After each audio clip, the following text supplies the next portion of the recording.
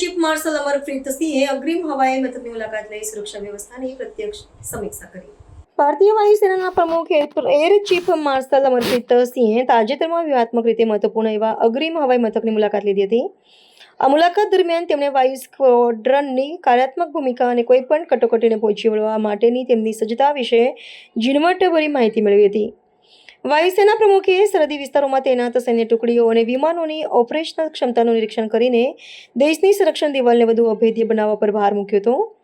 આ મુલાકાતનું મુખ્ય આકર્ષણ MiG-29 UPG લડાયક વિમાનની અદ્યતન ક્ષમતાઓનું પરીક્ષણ હતું. વાયુસેના પ્રમુખે પોતે આ શક્તિશાળી લડાયક વિમાનમાં ઉડાન ભરીને તેની આધુનિક શસ્ત્ર પ્રણાલી અને ઉડ્ડયન તકનીકનો પ્રત્યક્ષ અનુભવ મેળવ્યો હતો.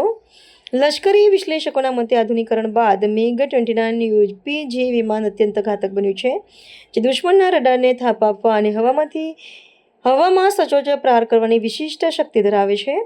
વાયુસેના પ્રમુખની આ ઉડાનથી સરહદ પર તૈનાત પાયલોટો અને જવાનોના મનોબળમાં અનેરો ઉત્સાહ જોવા મળ્યો હતો.